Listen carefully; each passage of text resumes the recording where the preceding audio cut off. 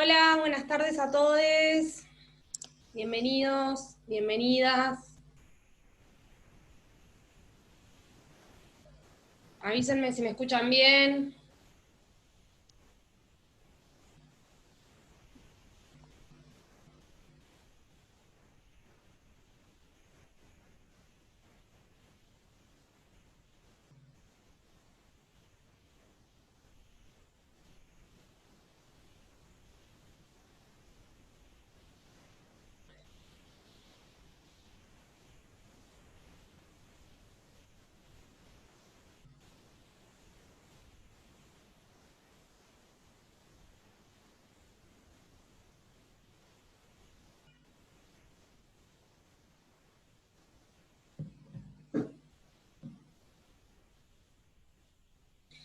Bueno, mientras se conectan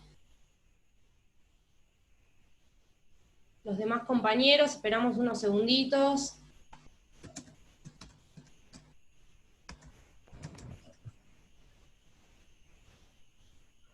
Genial, Nico, gracias. Hola, Augusto, ¿cómo va?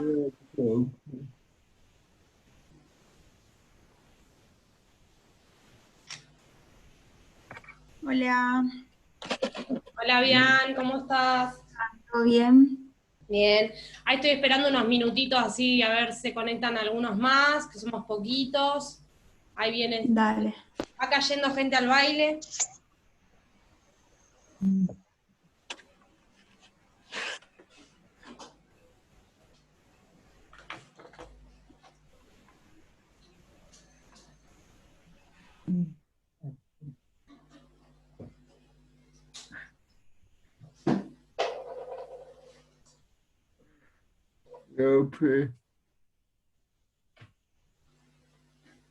Sí, Augusto. Estaría decir que yo tengo un gol libro de bingo. Sobre los trabajos.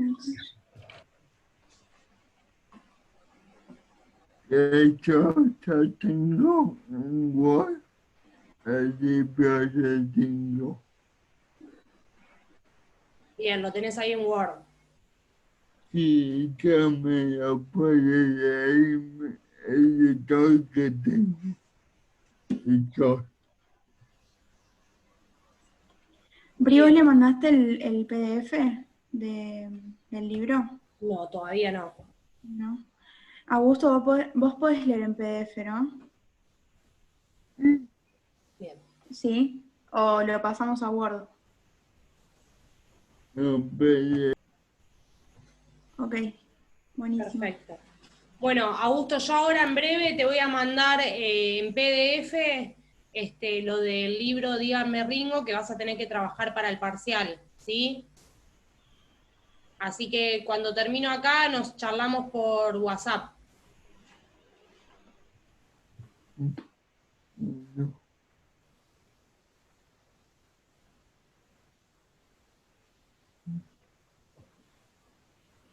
Bueno, se siguen conectando algunos compañeros, ya en breve arrancamos.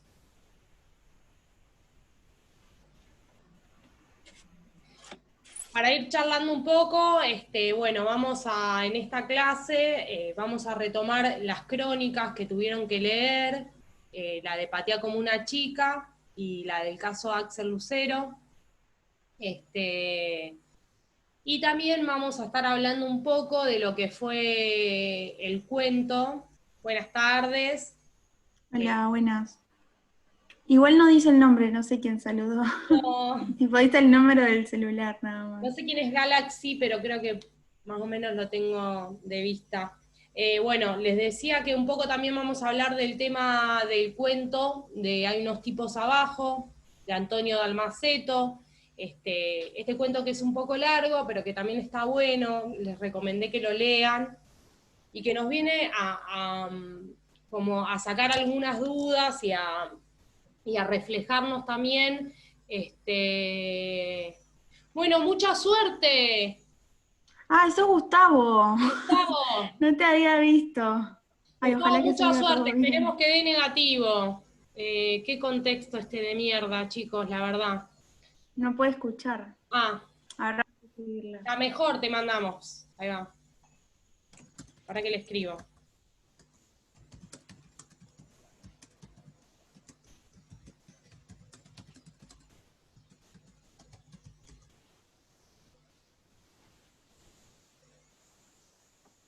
Ahí está. Bien. Bueno, ahí está el compañero esperando el resultado. Parece mentira, pero Puede pasar de todo en un Zoom. ahí está. María.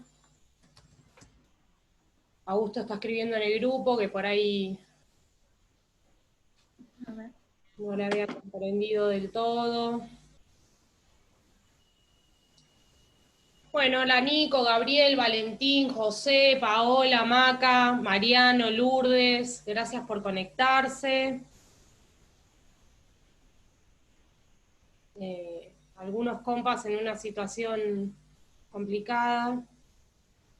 Ah, perfecto, perfecto.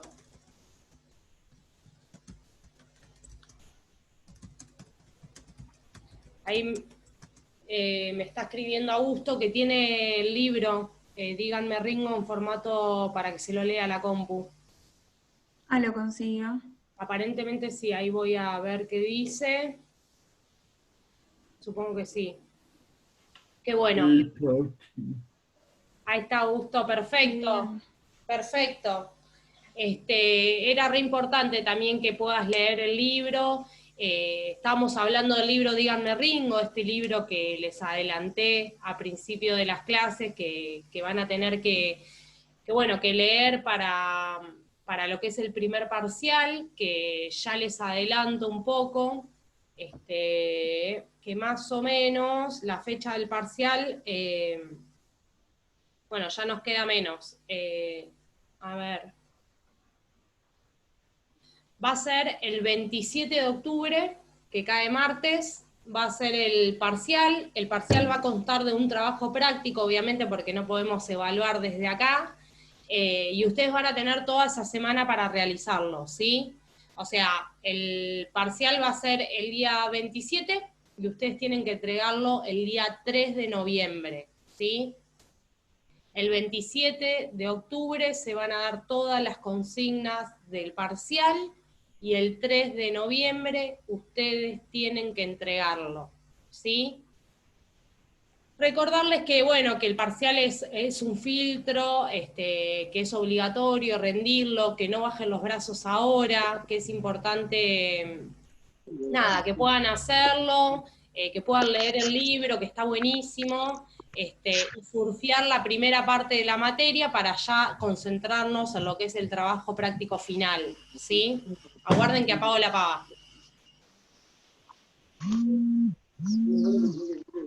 Bien, se me hirvió el agua, indignada.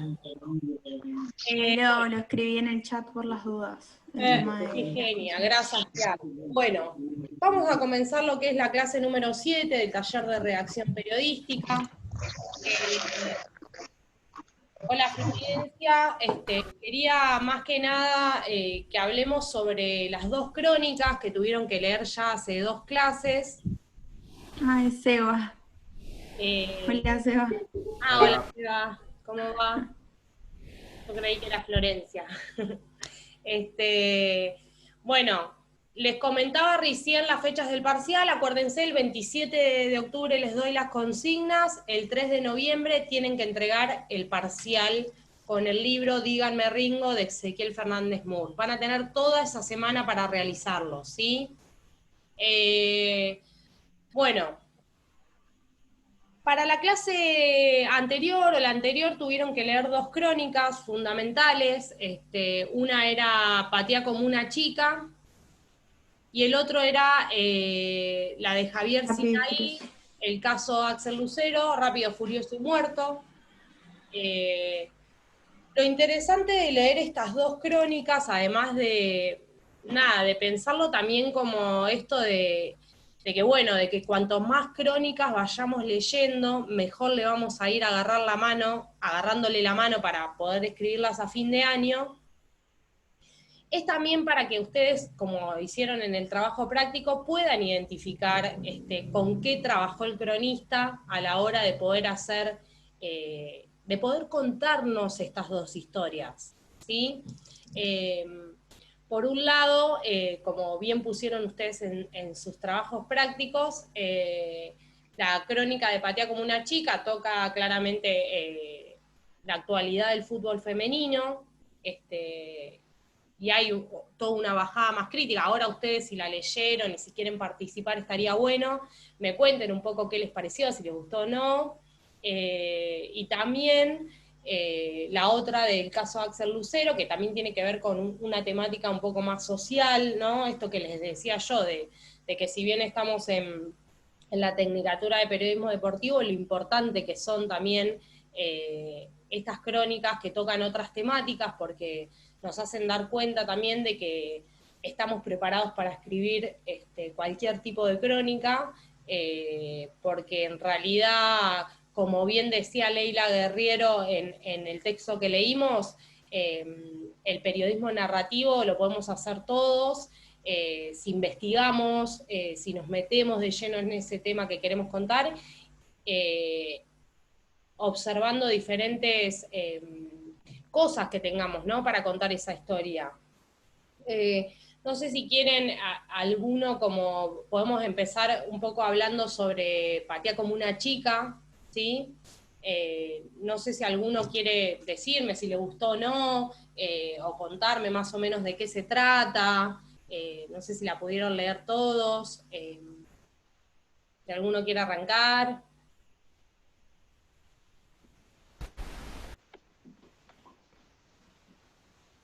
Bien. Bueno. Espera, tengo acá, quería hablar, pero tengo acá el gato de mi mamá que me está molestando un poco, así que Que hable si el me gato. bancan 2 segundos, Sí, empiezo. sí, hace tranquila. Bueno, mientras, como les decía, esta crónica nos viene a mostrar un poco lo que es la realidad del fútbol femenino, no solo en la Argentina, sino también el fútbol en muchos otros lados. Digo, vivimos en un mundo muy patriarcal en donde siempre el fútbol estuvo destinado también a los varones. Y bueno, relata también esto de cómo las chicas no tienen el mismo presupuesto asignado que sí tiene el fútbol masculino, y cómo también realizan un esfuerzo igual que los varones para poder realizar este deporte, y también las pocas puertas abiertas que se tienen para las mujeres, con respecto también a lo que son los varones, incluso también desde lo económico. Todos sabemos que la mayoría de los jugadores de fútbol ganan millones, y tienen una situación económica trascendental en comparación de lo que son las jugadoras profesionales mujeres.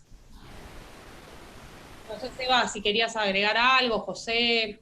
No les iba a decir eso, que era una problemática que atravesaba todas las historias, esa de la negativa por jugar al fútbol, o bueno, y todas las desigualdades que vos mencionaste también.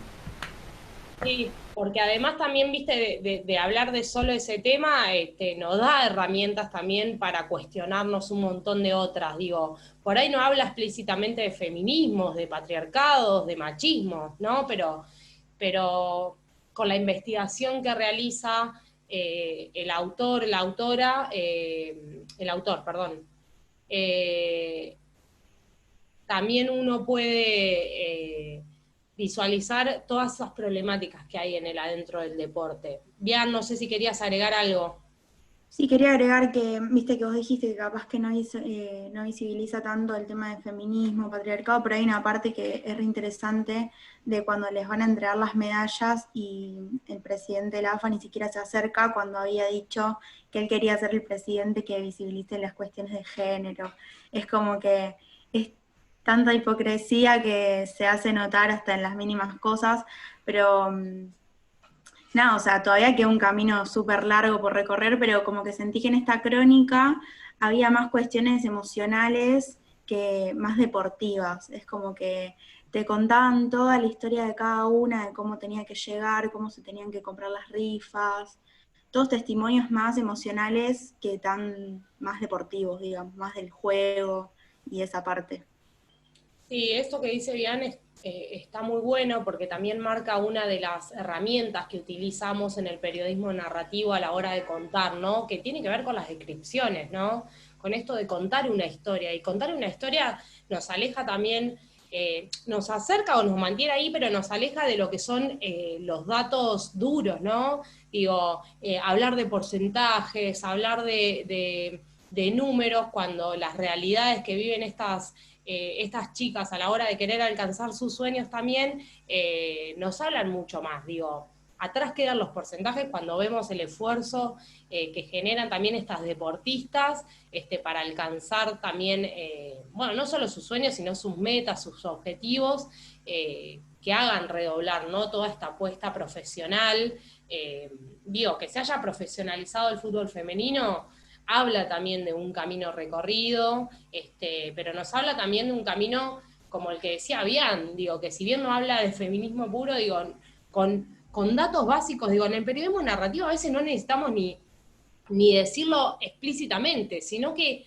con darle datos contextuales y darle datos al lector, el lector mismo va a hacer su análisis, ¿no? Sobre eso, se va a interpelar por lo que dice. Y a veces es mucho más fácil hacer que ese lector se sienta interpelado con descripciones sobre las vivencias de estas deportistas que decirle que se rompen el orto para salir adelante y cumplir su sueño, ¿no? Digo, me parece que habla a través de la experiencia o de la vivencia de estas chicas, nos dice mucho más que muchos números, muchas estadísticas que muchas veces quedan solo en un número, ¿no? Y que nos aleja de esta realidad que contaba un poco bien, que habla en la crónica sobre estas deportistas. Y las llamo deportistas también porque a veces decimos como mujeres que juegan al fútbol. Bueno, no, son deportistas también. Digo, deportistas que tienen las mismas ansiedades, los mismos sueños que cualquier otro deportista, sea el género que sea, ¿no? Y que eso también está bueno. Y como dice Bian, la crónica también plantea un camino esperanzador de que falta, pero que hay un montón de logros que se obtuvieron, pero que el camino también es como recién arranca. No sé bien si querías agregar algo más acerca de la crónica. No, que había una parte que también me llamó mucho la atención, que cuando, no me acuerdo el nombre ahora, a quien la convocan a Zaragoza, y dice, vos conseguime un trabajo que yo juego gratis. O sea, la realidad tan distorsionada de lo que significa para una mujer deportista, una chica que juega al fútbol, a un jugador de fútbol varón que simplemente vive. O sea, ella simplemente quería jugar al fútbol y estaba tan acostumbrada a la vida de acá, de que laburaba en una mercería, me acuerdo, para llegar a fin de mes. O sea, esas realidades que le plantean que puede vivir de eso y no lo asimila. O sea, la diferencia que hay, la brecha que hay entre hombres y mujeres en el mismo deporte. Exactamente. Y que nada tiene que ver, digamos, con el género, porque bien sabemos que cualquier género puede jugar un deporte con solo aprenderlo, que no hay aptitudes físicas que nos impidan hacerlo. Otra de las cuestiones también que quería como charlar, ¿no? de estas crónicas que le di fueron las preguntas que les hice, ¿no? De si habían podido identificar las fuentes que utilizan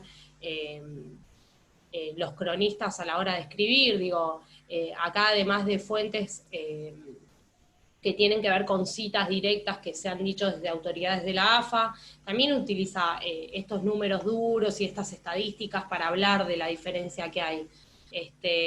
Pero sobre todo utiliza datos que puedan seguir contando esta historia, o sea, hace hablar a personas que son jugadoras, que son deportistas, que están ahí, que también cuenten esta historia, pero no solo su historia, sino que cuenten a través de sus palabras cuál es la realidad de las mismas, ¿sí? Y me parecía re importante también ver si ustedes lo podían ver eso a medida que van leyendo la crónica.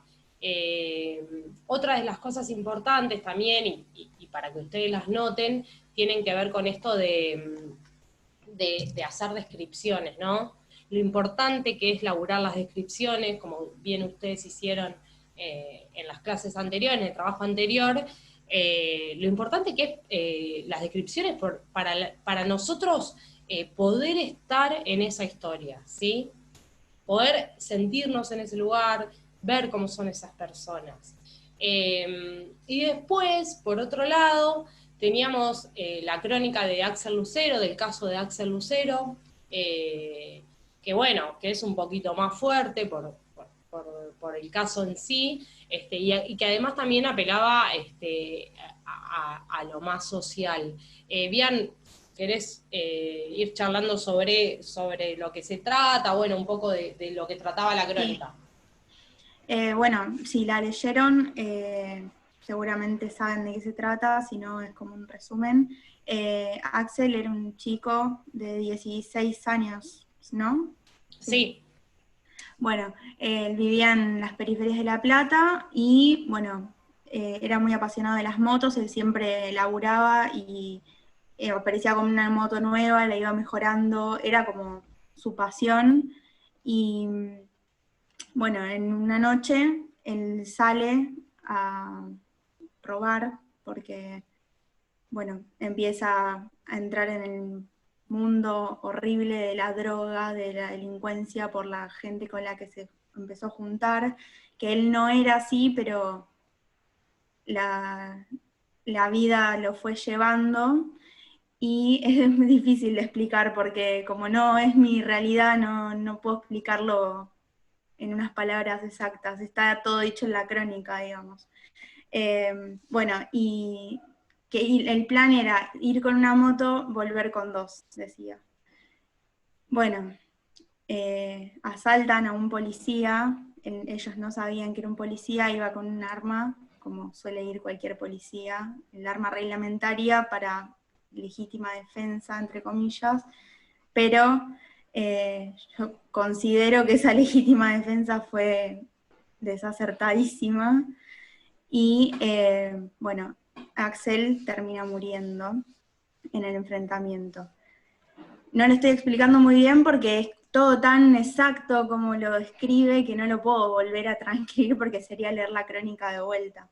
Pero me pasó cuando la leía que yo me iba imaginando la secuencia, iba armando la cara de Axel, que le decían el negrito, y la tuve que leer 2 veces porque a la primera fue como me la imaginé yo y después buscas en Google y te salen todas las fotos del chico y de la moto y todo lo que tenía, y nada, es como que la tenés que leer 2 veces para volver a recalcular, a volver a armar las partes, porque es tanta descripción, tantos datos, tantas entrevistas a toda la familia, amigos, círculo cercano, que un poco va y viene. En la entrevista hasta entrevistan al policía, también la descripción del policía, tener que buscar los lugares por donde pasó. Yo también busqué en el mapa dónde fue todo la situación, el enfrentamiento, como que fui armando, y nada, es como que me repegó en algunas partes, no sé cómo explicarlo bien, porque fue muy duro. Y también ver como en una línea de tiempo cómo se fue yendo gente que conocían, que eran todos amigos, que en un interín de tiempo fallecieron todos. Eso fue lo más duro, creo, de la crónica. Sí. Porque encima... ay, perdón, alguien iba a hablar. Se va. Creo que Martín, me parece, puede ser. No sé, vi un micrófono verde, pero no... Hola. Gabriel. Ah, Gabriel. Gabriel. Sí, ¿cómo les va? ¿Interrumpí a alguien? Disculpen. No pasa nada. No pasa nada.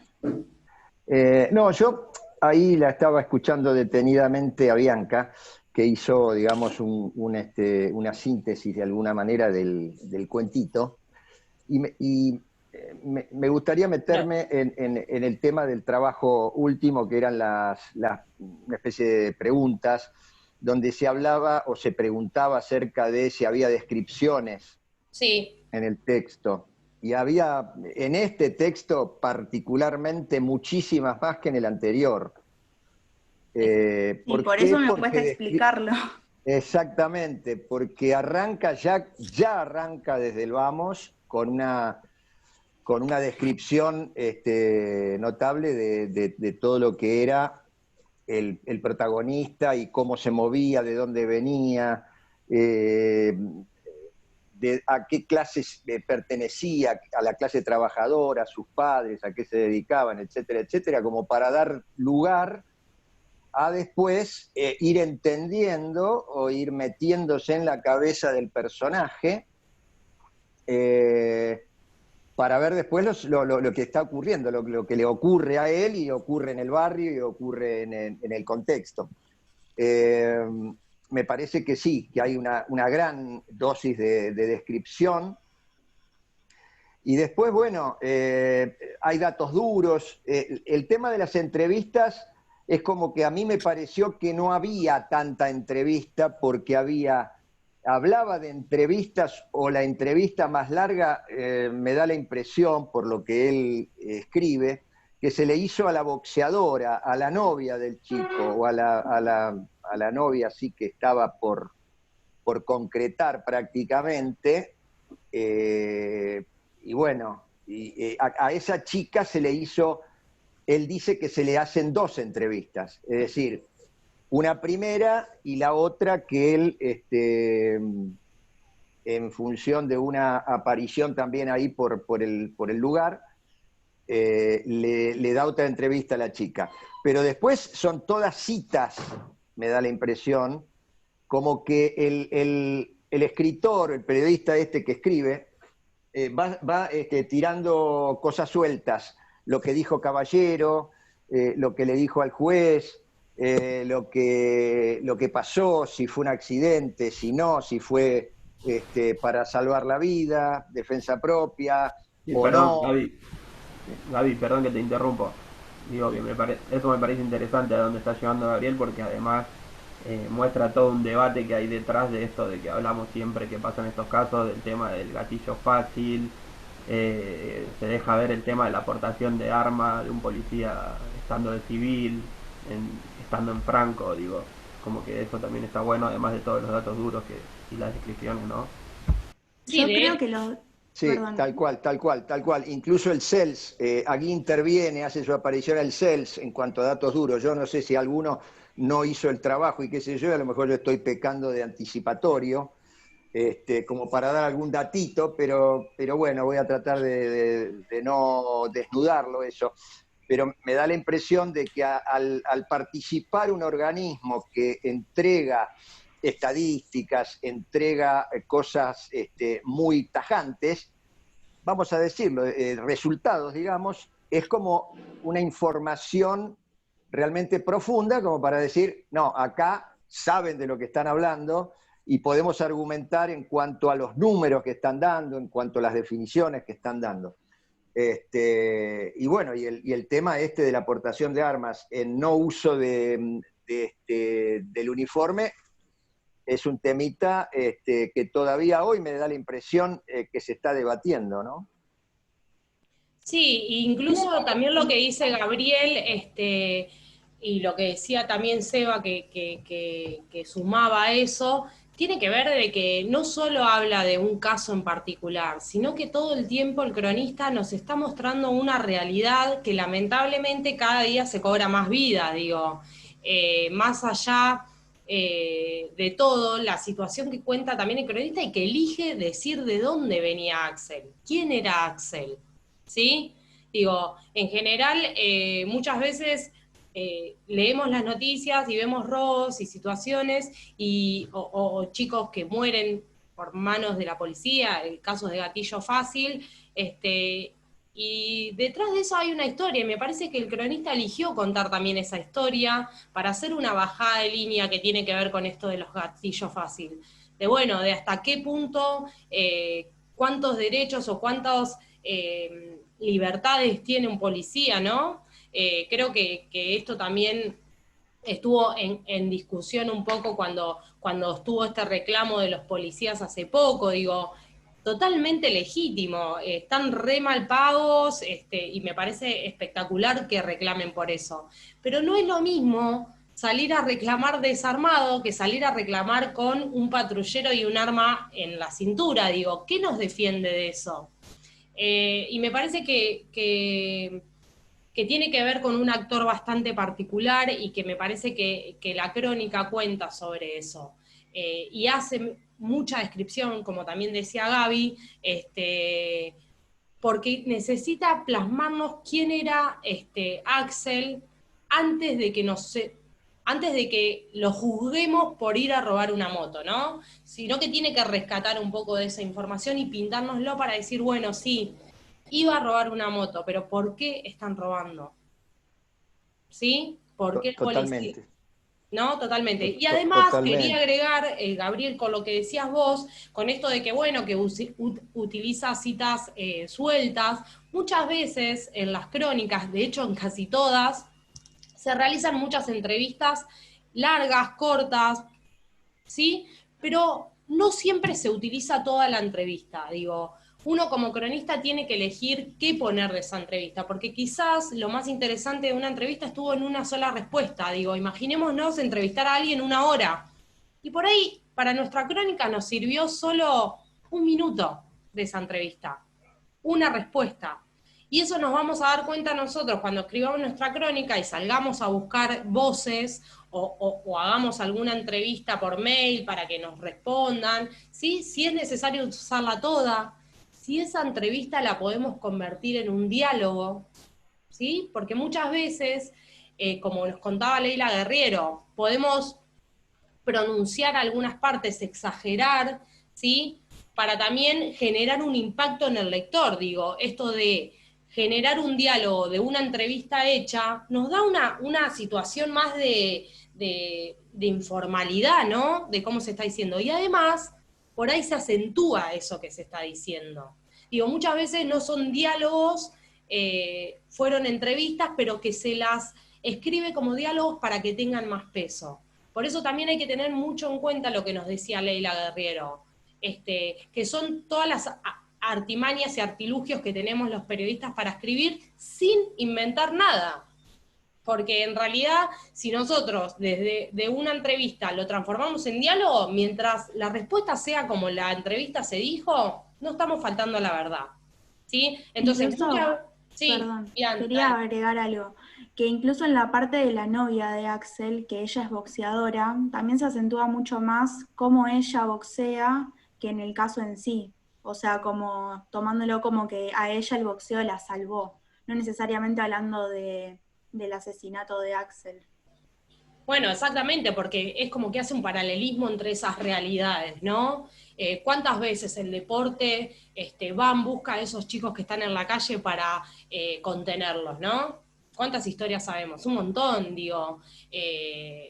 Y que me parece que tiene que ver con eso la descripción que hace sobre la novia de Axel y sobre el rol que juega, ¿no? Un poco, mujer, boxeadora, cómo pega, digo. Habla de un montón de cosas más, y me parece que los artilugios que usamos como periodistas tienen que ver con eso, ¿no? De cuánta creatividad le ponemos a la hora de escribir y de contar esa historia. Porque la historia también podría haber sido, como yo les decía, sin dejar las 5W de lado, digo, las 5W están igual en el texto, constantemente, qué pasó, dónde sucedió, cómo sucedió, ¿sí? ¿Cuándo sucedió? Me parece que están todas ahí respondidas también. Quedan 3 minutos, nos conectamos al mismo link, ¿les parece?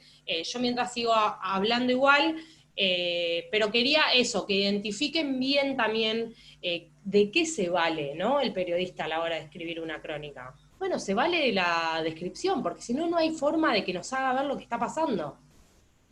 Digo, si nosotros leemos, podemos claramente ver a la novia de Axel.